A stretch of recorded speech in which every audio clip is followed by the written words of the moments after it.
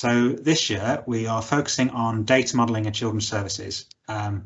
It's a topic that keeps coming up in all the different kind of meetings and groups that I participate in, and it's something that we're running a project on at the moment.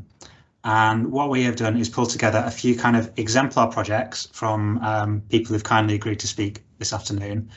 We'll do a few presentations and hopefully leave a bit of time at the end for either questions directly to individual presenters or discussion, or people to just raise problems or thoughts or comments or whatever else they might want to speak about on this subject. And then obviously we'll hopefully advertise at the end our spaces for local authority colleagues to continue those conversations into the future. So agenda for today, I'm just going to introduce things as I am doing now and talk for a few minutes about Data to Insights journey with data modelling so far, and then pass over to some presentations from colleagues in Dudley, that's Injit Lahell, East Sussex, Alistair Lee, and Surrey, whose council name I've missed off the list there, sorry, Surrey Deserto. They'll each give a kind of 5-10 minute presentation on something interesting that's been going on in their local authority that might be useful to think about for other councils. And then hopefully a bit of time at the end for a bit of discussion. So without further ado, I'll pass off into the data to insight bit. It's about modelling placement demand. And the story starts really with a completely different problem. And one of the first things that Data to Insight did once it got some kind of full-time resource established last year was start a project to model likely demand for front door services in social care at the end of 2020's lockdown period. And we did a project with local authorities and produced a tool which lots of people found very useful. Some authorities found it gave them quite accurate or timely predictions about what might happen in their front doors when lockdowns ended. And we then tweaked that and refined it a little bit for earlier this year, the first lockdown of 2021.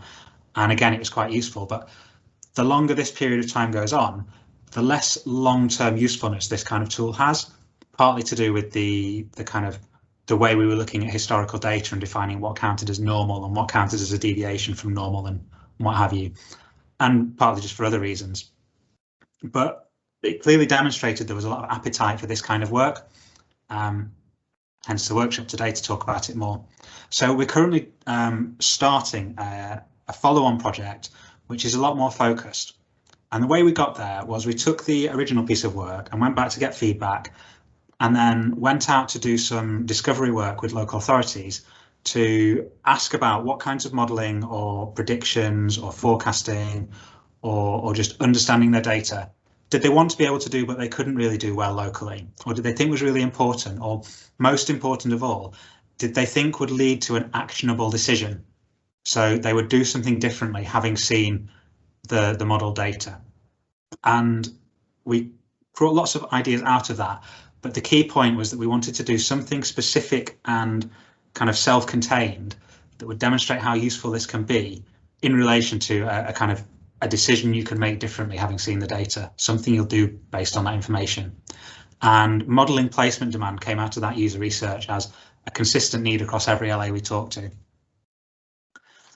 So our key brief at the moment, and we're in the first bit of design and build at the moment, having completed that user research, is about forecasting demand for placement categories so that LAs can ensure there's supply to meet demand and they're getting best value. And what we want to do with that is use historical data sets and timely kind of up to the minute data to supplement those and build out a placement demand forecast from that, based around understanding what the useful segmentations of that data are. So we're not just saying you need 500 placements in your local authority, or you're going to need 520. We're saying which kinds of placements or which kinds of children or which kinds of situations lead to which kinds of demand. And that's the place we're at the moment. So the approach is to build the very simplest thing we possibly can that will model some demand and will work based on that historic data. And we can test it using historic data as well to see how well it performs in that area. Easy for local authorities to put data into, because Data to Insights purpose is to build tools that people can use easily, saves them time rather than creates work for them. and helps them see which segments are the drivers of future demand.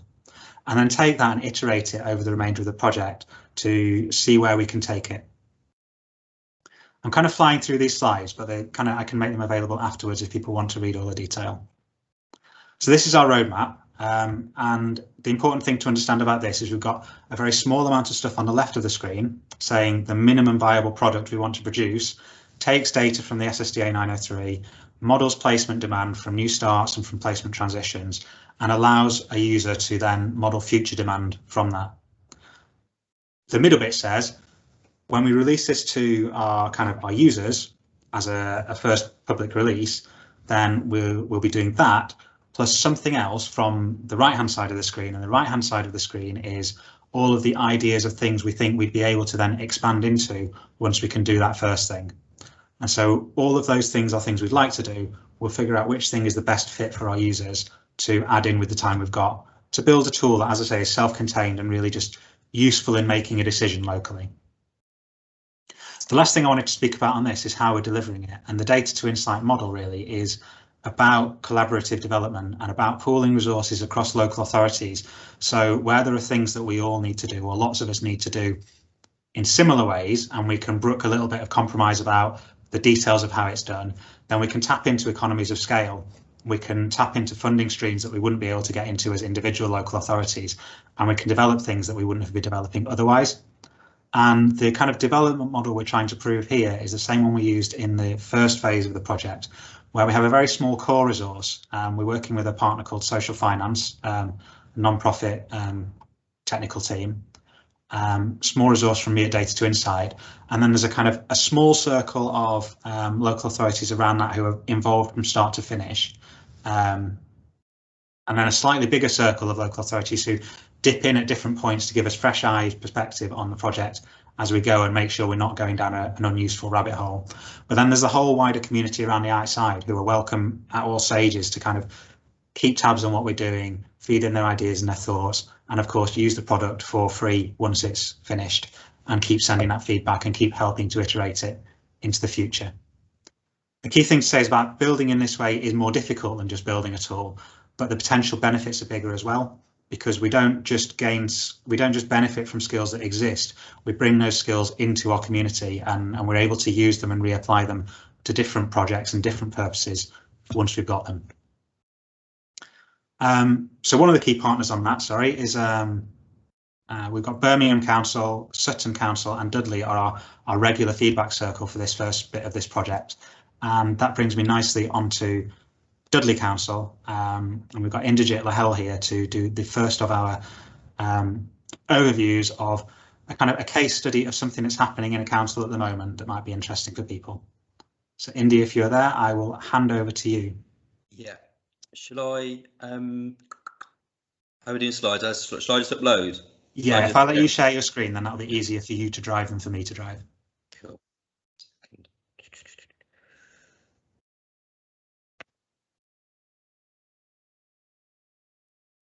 Can you see that? Yep. Yep, cool. Got it, thanks. Cool. Okay. Hi everyone, my name's Indy Lahel. I'm the Head of Integrated Commissioning, Performance and Partnerships for Dudley Council. So keen interest in this around, I guess, one being Head of Commissioning for Adults and Children's social care, including SCND, but also the lead for performance and intelligence as well within the council. So it kind of hits a fair few of my areas really. So what we tried to do in Dudley was look at what we've got in the system. So a bit of background really for us. So we've got number of looked after children in Dudley's been, when I say fairly consistent, it's been between 620 to upwards of the high sixes. Spend within residential placement is growing as I guess it is in a lot of authorities. We've got some good work going on around supported accommodation, so we're looking at developing a new model around a partnership model with a voluntary sector, so that's quite exciting. We've got a number of internal residential homes in Dudley, and then you've got the whole kind of the fostering piece where we've got internal fostering, we've got external fostering as well, and what are the guess, you know, as a commissioner, it's like, what is the true cost of that, and what's the best way forward in terms of our fostering offer. So that's just a little bit of background to where we are in Dudley. So what we did, so one of my analysts and one of my commissioners undertook an exercise. So we looked at where we are in Dudley in terms of numbers, our spend across each of the areas, and our growth over the last 5 years. Our aim was to develop a tool so we could start to look at things a little bit differently. So around looking at placement types across our population. The aim was to look to change, if we could project and change different factors within our tool, to change the journey of children using a different approach. So my thought process around this was, if social care adopted a fundamental change model operationally, what would that mean on the journey of a child and our intervention models that we need to put in. Ultimately, we'd look to influence our spend across our population. And then the key bit from a commissioning perspective was to start to have very different conversations with our market. I think, at the moment, and as it is kind of nationally, the market is provider led. And what we want to do is start to use our models and our tools to start to change conversations, have some more strategic conversations with some of our different providers. So we started that a little bit with a couple of providers. It's kind of stalled a little bit, but I'm hoping that this piece of work gets it kind of back on as well. So where did we get to? So we developed a raw tool. Still kind of need a lot of work to it. We shared that with Alistair and Michael from Social Finance. We looked at interventions, how we could implement these, but we didn't really get to progress them well. But what it has given us, it's given us a bit of a baseline to start to kind of compare where we are across our comparator LAs. So we looked at, what our budget is for placement spend across different areas, and whether we're comparable to that, our internal versus external, and some of our costs. So in terms of how it links into the data to insight work, so it's really hard to do this because I'm not showing you the tool, but this is just a bit of an overview. So we see this piece of work that Alistair and Michael from Social Finance is doing as really key, really. So for me, it's that it should start to shape our commissioning intentions.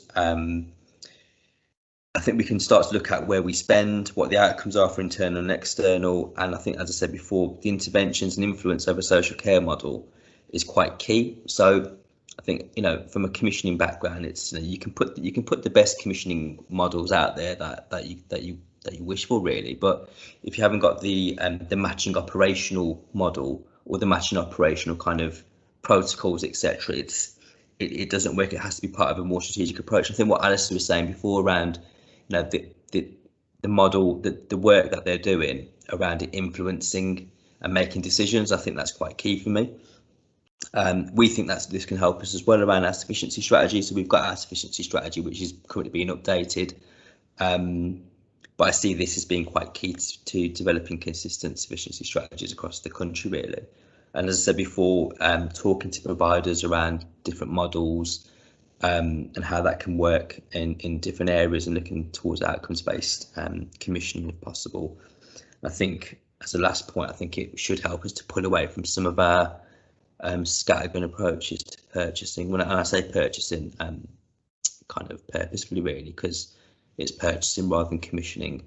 So I'm hoping that the work that we're doing here should start to help us have a different conversation, a different commissioning model. I think, bearing in mind, I come from a predominantly an adults background, and the commissioning is very different in adults and children's. So I think I'd say that the adults one is a bit more kind of, I guess, a bit more kind of developed, and I think, but there's massive opportunities in children's to do something differently. So that's my bit, Alistair. I know it's not kind of mad data in there, but I think it gives hopefully people a bit of an overview of what we try to do, and it did, it hasn't progressed as much as we wanted it to, but I'm hoping that the work we're doing with data to insight will really kind of push it forward. I think that's really useful. Thanks, Indy. Shall we pass across to Alistair now? Alistair Lee. We have two Alistairs involved in data to insight.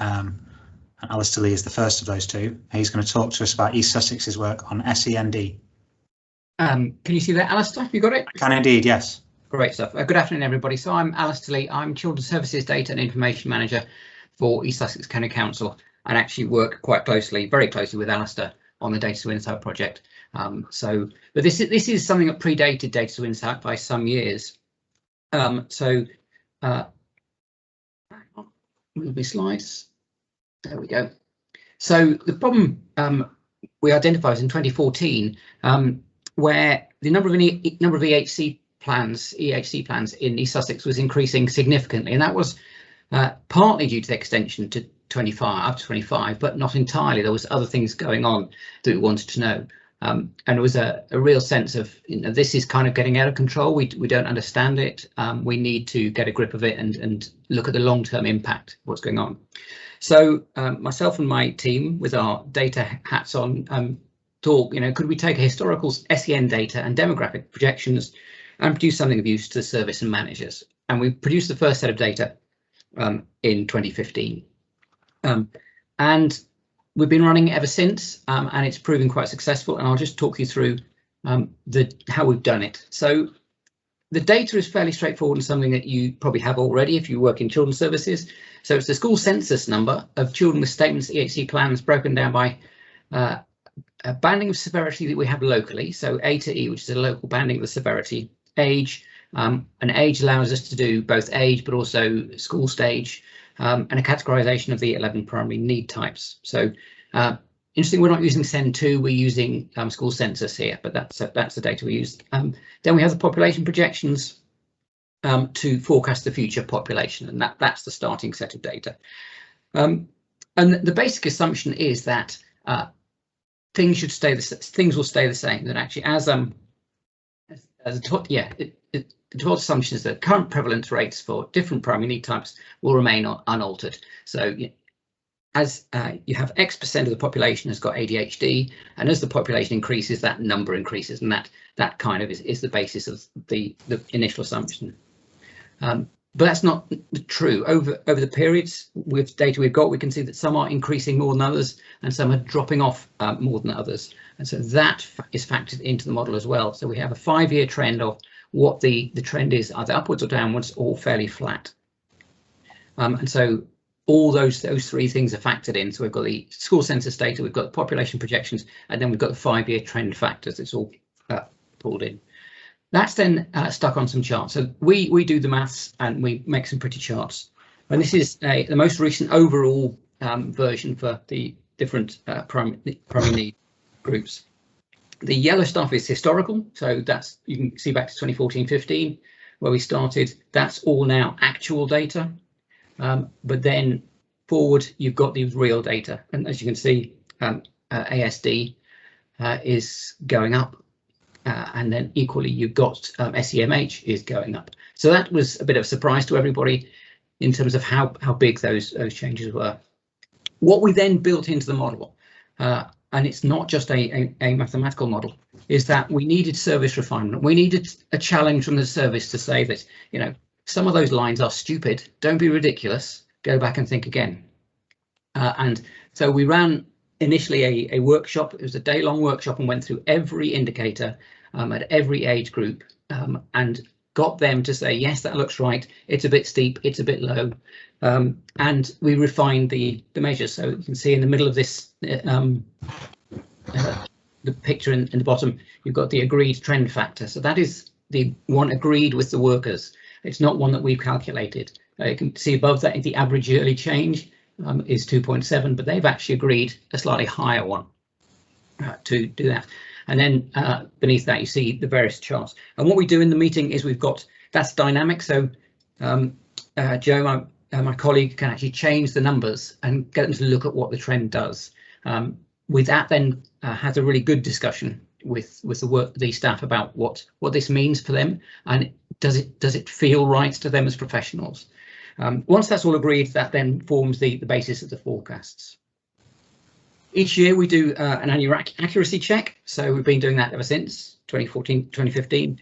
And generally speaking, we are it's between plus or minus 2.6% out.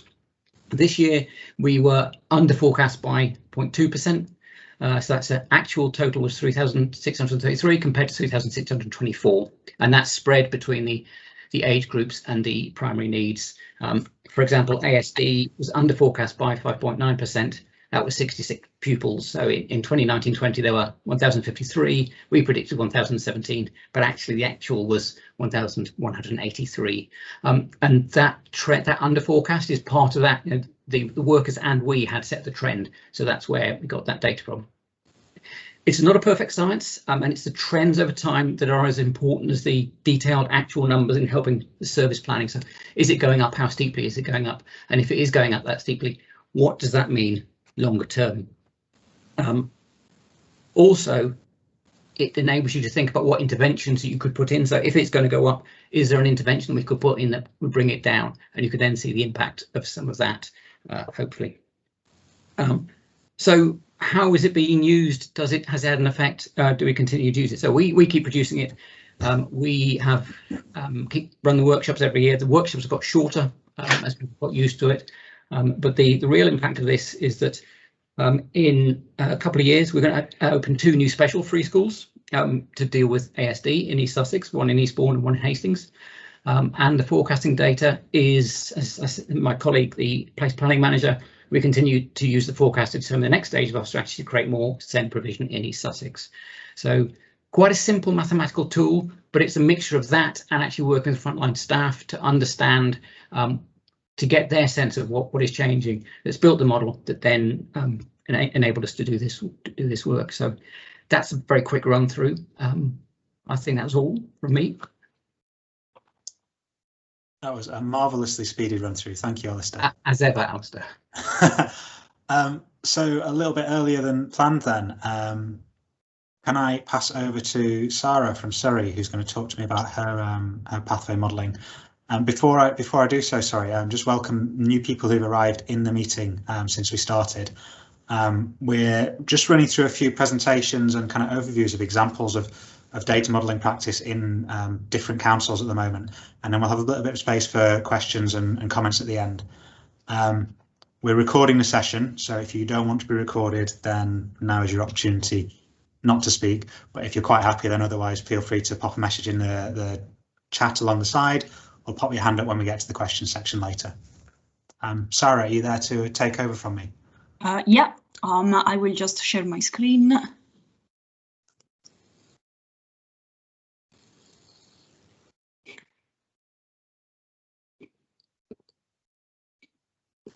Has my screen loaded correctly? Yes, it has. I can see you there. Thank you. Wonderful, thank you so much.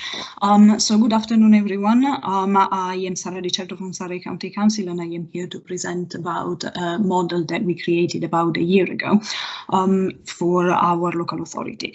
So about a year ago, it was effectively, well, not the beginning of the pandemic, but a few months in. And Surrey County Council, like the vast majority of local authorities, had a very important need to understand the demand and the capacity for social care services that would be projected into the following few months, to try and understand whether there were any criticalities that we needed to address, and whether our staffing arrangement for specific tasks to be carried out within our local social care was adequate to the projected need.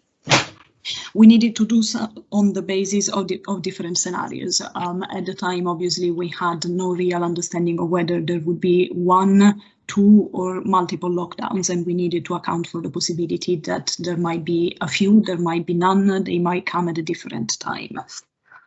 So in order for us to cope with the need to basically understand our projected demand and our projected capacity, we built a model that related the demand that we were projecting with the capacity that was projected to be available for different teams. And that was crucial for the council to make very strategic decisions about using resources effectively and shifting people across team when there was an identified need. So the way we went about building the model was effectively using data sets from different teams. I will run you through the structure of what we did very quickly. So basically, Surrey County Council has an offer of social care that goes from level 1 to level 4 as a windscreen of support, basically. And we start with our children's single point of access that is available universally. The level 2 aspect of our offer is basically our early help offer, both internal and external. And level 3 is the more social care in a traditional sense, as it were. So children in need, child protection plans, and children with disabilities. And level 4 is around care proceedings, children who are looked after, and care leavers. So in essence, basically, the general understanding, the general sort of structure of the model was that we knew that effectively the demand that comes through our children's single point of access then trickles down either into early help or social care, and a proportion of our social care contacts that then become assessment mean that a child becomes a child in need or is subject to a child protection plan or becomes basically looked after as a result of care proceeding, and a proportion of those who become looked after either is reunified or ages out of care and becomes a care leaver. So we took the data sources for all the different teams and we looked at how indicators related to one another and built a model that effectively, with a number of delays and trickling down a proportion from each level into the following level, gave us an understanding of how contacts in the children's single point of access related to the number of new child protection plans, for example, or to the number of children who became looked after. As I was mentioning at the beginning of the presentation, we needed to look into the possibility of different scenarios in terms of different lockdowns and if and when this might happen. So we created a long list of 12 scenarios and our leadership selected 3 for further development that were deemed to be the most likely scenarios that we could face. And we then developed the models based on an assumption of the influence that lockdown would have had on our demand based on the change that we had observed in the previous 3 months when the model started to be developed. So basically we took April, May and June data that were from our first lockdown and looked at the difference with previous months and with the same months in the previous year to understand what the likely impact of the lockdown itself had been on the demand for different services.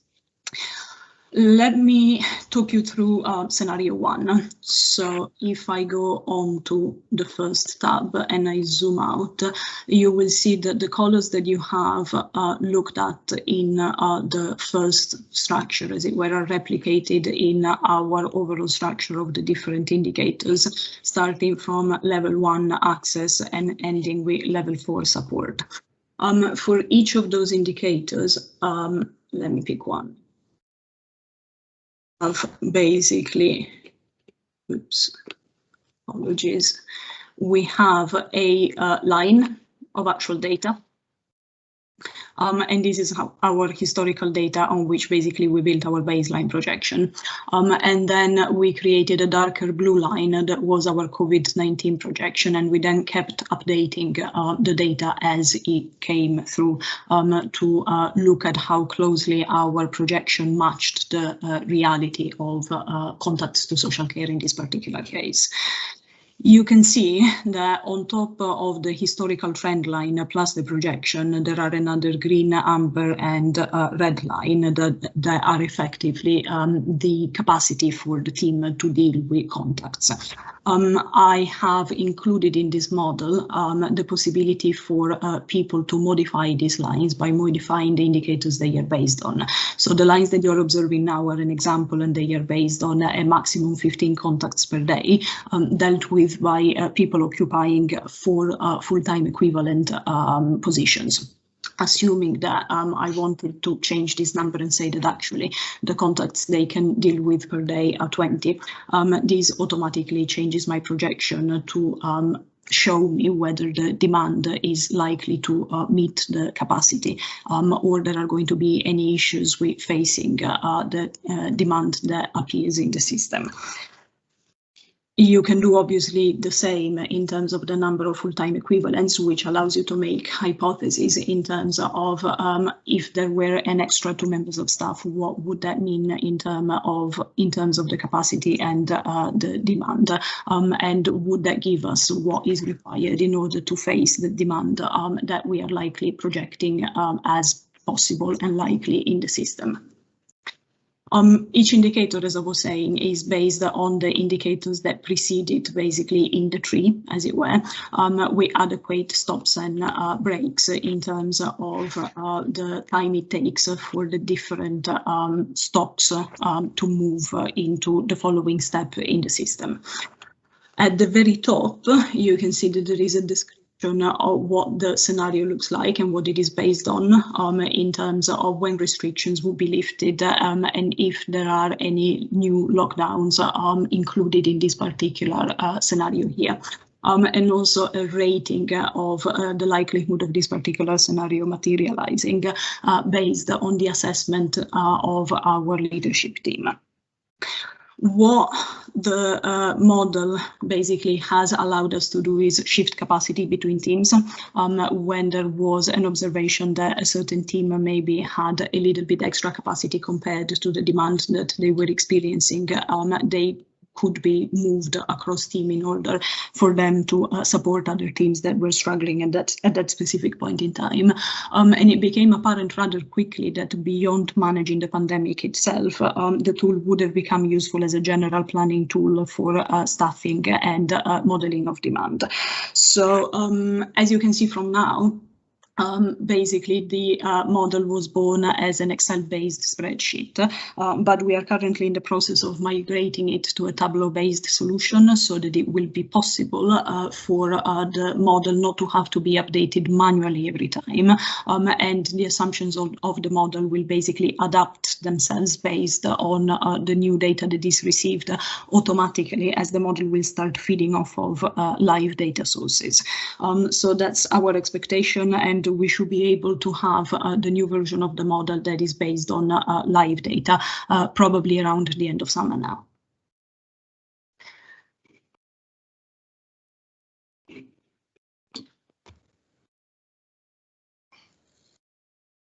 That's brilliant. Thank you very much, Sarah.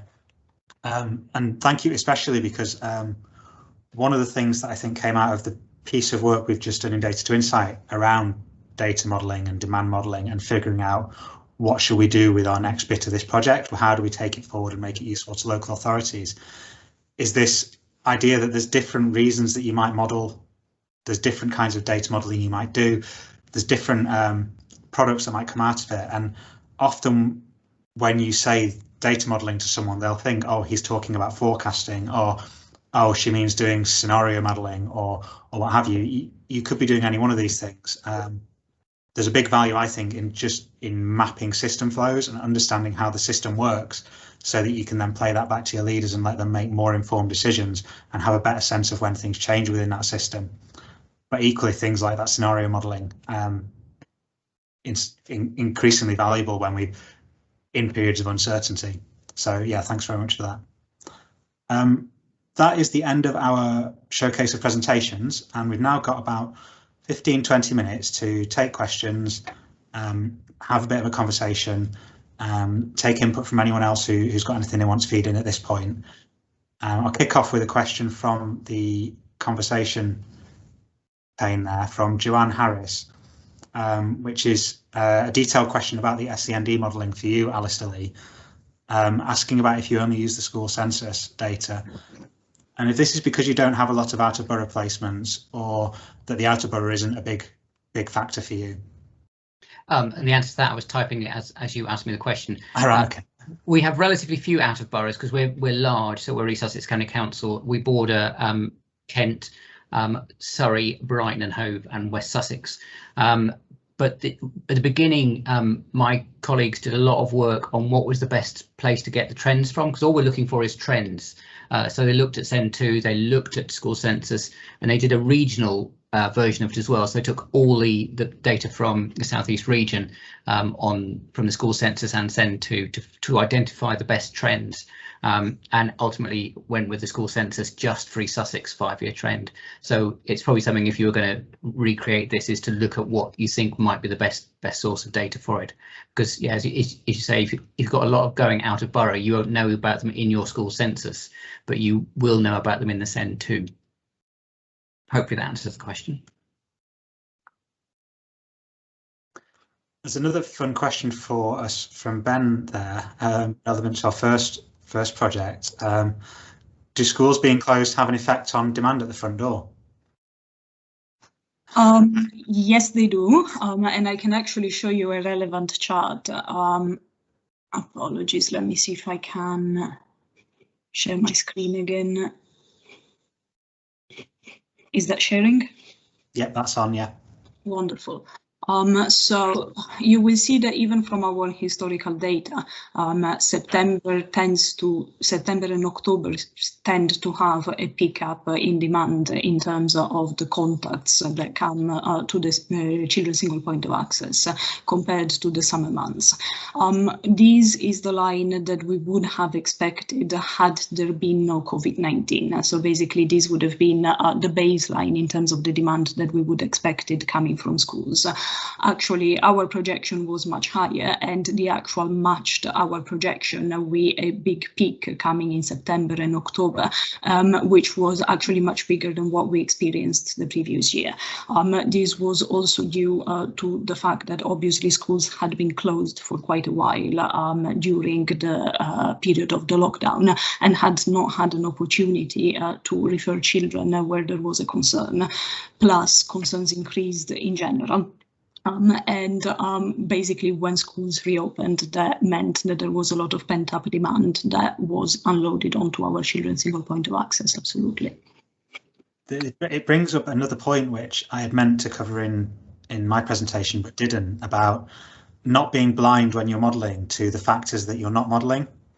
And our first front door demand modelling tool for lockdown ignored the fact that there were seasonal variations in referral volumes for local authorities.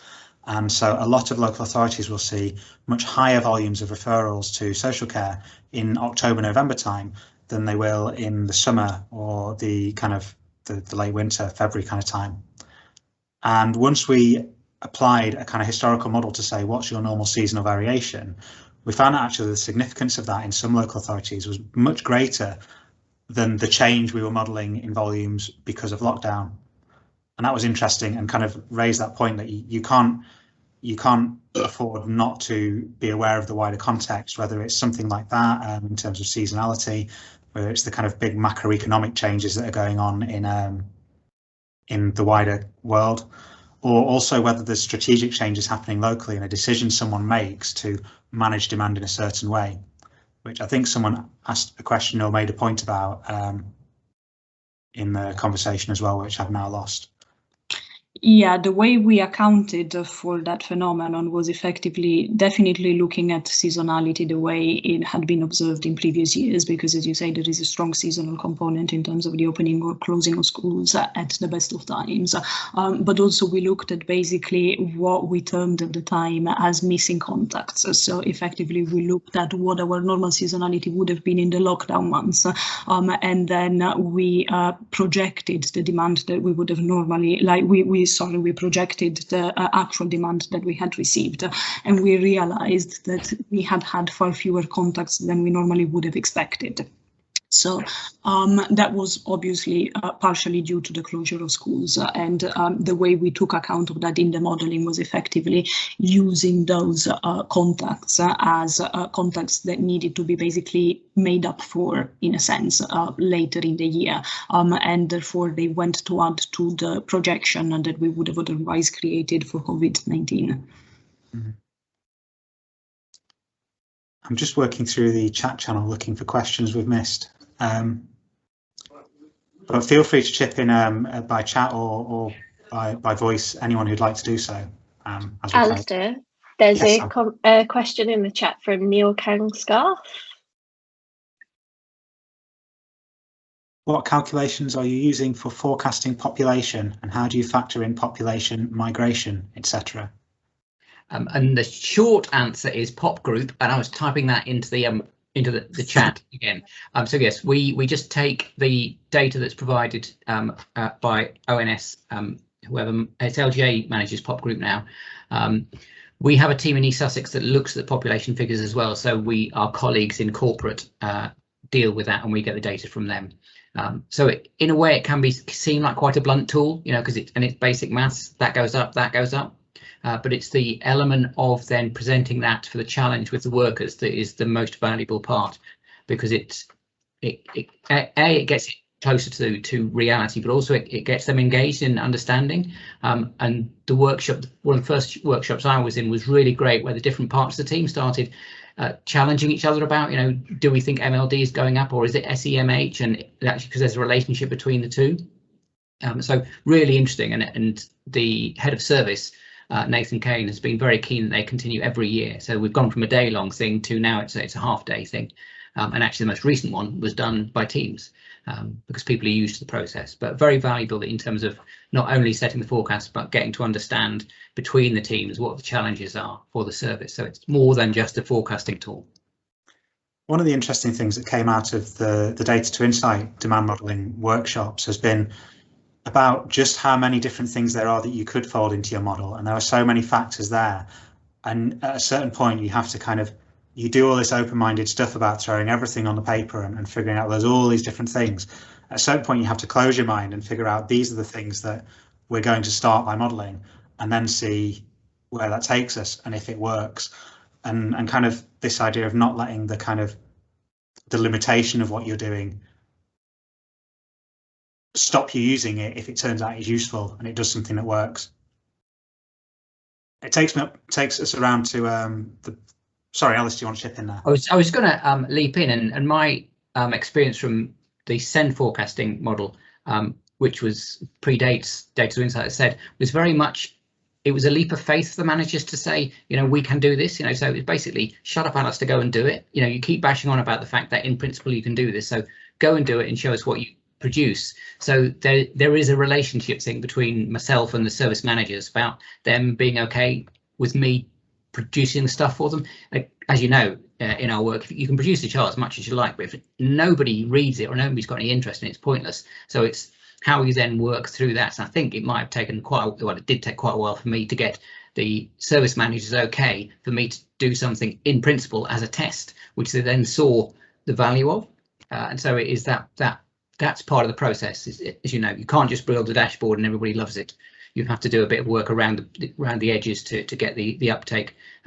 And one thing I haven't said, and it would be unfair to miss it out, is that the service managers in the second year commissioned Mastodon C to do SEND forecasting using their model. And they've continued to run both our model and the Mastodon C alongside each other for about 3 or 4 years. And eventually concluded that they produce very similar information, and have kept ours, and Mastodon C have obviously developed theirs, but we're not using them anymore. But it was really useful to have those two running on side by side. So the fact that, you know, even in this conversation, we've got almost 3 versions of looking at demand in children's services for children looked after is great. You know, we have to have the different models and test them out and learn from each other and stuff like that. So yeah, really good to have the different bits. It reminds me of a great conversation I had this year with someone I won't name about how they could do quite wonderful and remarkable things with maths to do their forecasting, but actually the thing they ended up taking to their kind of key stakeholder, the person who paid the bills, was usually a historical line with a trend extended, because that was the only thing they could get the person who paid the bills to kind of take seriously and worry about. And it makes the question I wanted to ask, really, which Alistair, you touched on in your presentation, but I'd be interested to hear from Indy or Sarah if they've got different perspectives or similar ones about that conversation with leaders and what matters when you're having that conversation. What are the tricky bits? Are there key factors that go into the recipe of making something that you can present to a kind of a director level decision maker and say, this is what we're going to do because my modelling says this is the case? How does that conversation work or not work? as may be the case? In my experience, the reason why that conversation worked and it was natural, it was because people were involved in the creation of the model from the very beginning. So as they had helped drive the assumptions and the work that was required for us to produce the model, they were then more likely to give us the buy-in that sort of validated the findings and said, yeah, okay, so we are going to be driven by what we have participated in creating. And that means that what the model is telling us is that we need to do X, Y, and Z. And that's exactly what we are going to do.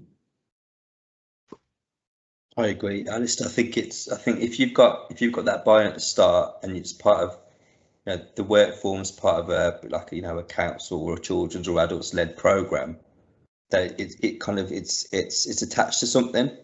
So it's kind of like, it's key, it's there, it's visible, there's a deliverable, you come out with a deliverable and actually everyone gets it, because actually that's what they're expecting, I guess. I think if you just land it cold and say, like, here's my model, now go and do this, I think will be met with quite a lot of resistance to it. Yeah, that makes sense. Yeah, I agree with both of those. And what you said, Alistair, earlier was, here's a model which explains why we're going to make these decisions. It's more about, here's a model that's going to help you make your decisions. It's only part of what they're going to do. There's going to be a lot of discussion in your senior management teams and with your heads of service about the various possibilities. But if you've got a tool that can help them visualize it and maybe tweak some parameters, very basic, then it's a tool that helps. It's not a tool that gives answers. There's a bit right up at the top of the chat. I missed a question from Joanne about, has anyone done any modelling about how needs change over time? This is where I'd like to go with modelling, but currently it's just a dream. Actually, there's a team in GMCA that I've spoken to who are doing they've done a prototype system pressures thing, and it looks very much like a visualisation of conversations I've had with other councils about managing the whole flow of cases through their system, and seeing that when sometimes they might see their child protection population has gone way out of control and then it started to come down, but as it came down, the LAC population started to rise again.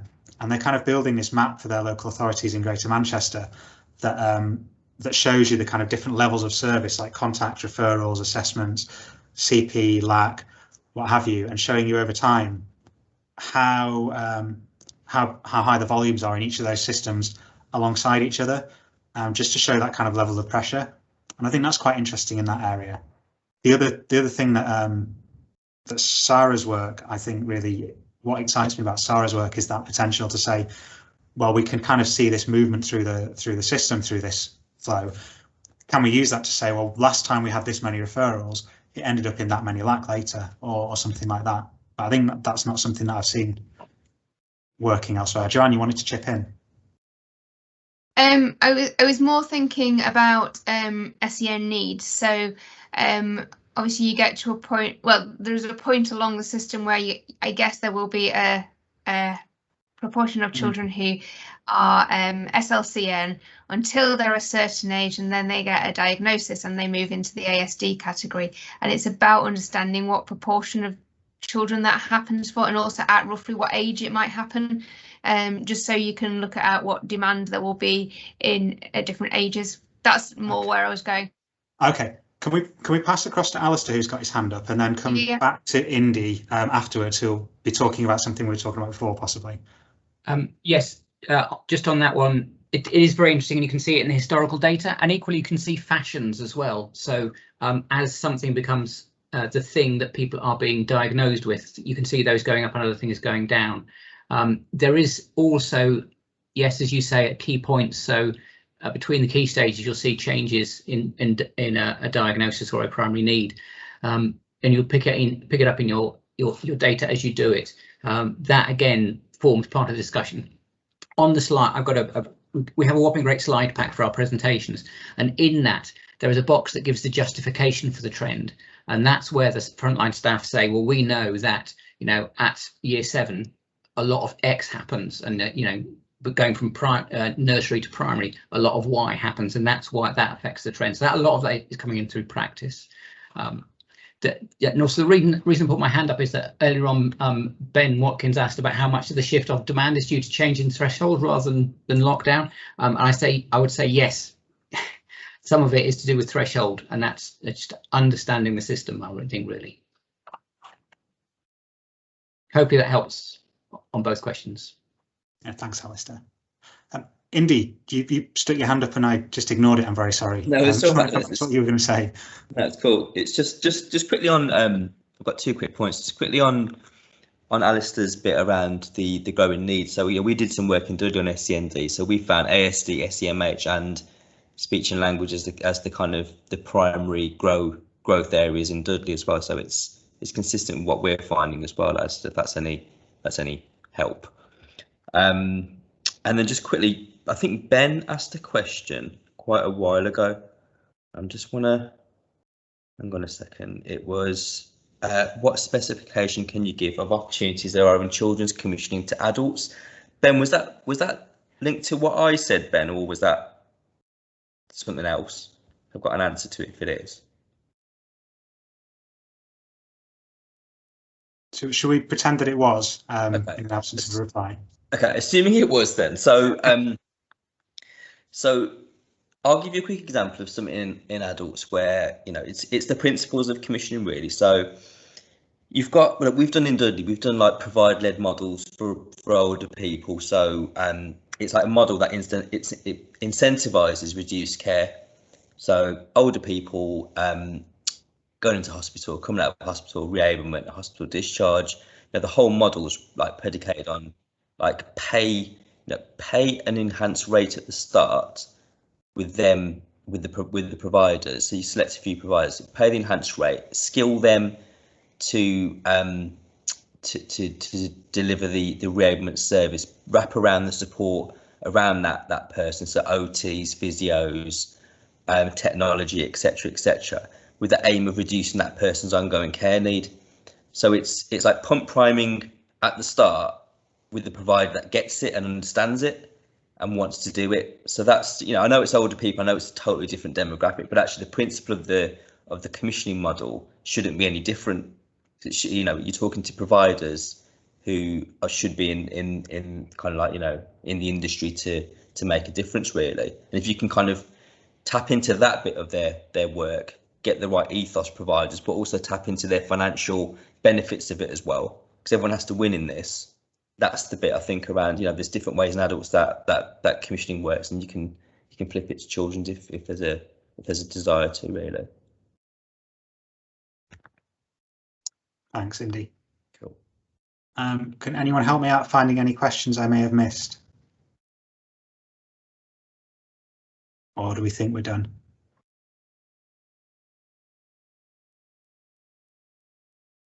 Logan asked, what is the underlying model being used for the forecast? But Logan, do you want to chip? You got your hand up. Do you want to chip in? Yeah, sure. I wanted to get a bit more clarity on what the underlying model was for the contacts data.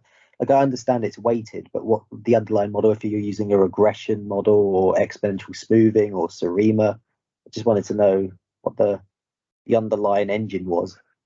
Was that from Sarah's work or from the Data to Insight? I believe so, Sarah, yes. Sarah. Right, so in terms of basically what we have created, basically the engine running at the bottom is a very simple baseline, as it were, that would have followed the trend for different indicators according to the data in our possession from the last 3 years. So that was basically the baseline, and then based on the baseline data, we modified the baseline data based on the behavior of the different indicators in lockdown months. And we then created basically a return to baseline model that took the indicator from baseline to lockdown period according to the behavior that we had experienced in the first lockdown, and then from the lockdown period back into the baseline over a period of time when we basically saw the effect of the lockdown waning. And obviously the process was repeated for the different indicators according to their different behaviors during lockdown, but also according to the impact of the indicators that they were based on. Does that make sense? Mostly. So it's more like a weighted regression. So you said it was a simple model. Okay. Okay. Yeah. Okay. Thank you very much. Thanks. I think that is probably a good point for us to sign off before people need to leave anyway at 3 o'clock. So I think all that remains is to say thank you very much for coming. Thanks for useful questions and interesting answers from people. Hopefully some of that was useful. If you would like to catch up with anyone after the session by email or what have you, then you'll have some contact details somewhere. Find a way to get in touch and we will find a way to put you in touch with the person you want to speak to. I'm usually quite an easy person to find, so by all means come via me if you'd like to. The Data to Insight project, we're running development openly in our Slack channel for local authority analysts. So if you'd like to keep tabs on that as it develops, then by all means ask me for an invitation to that channel and I will pass it on.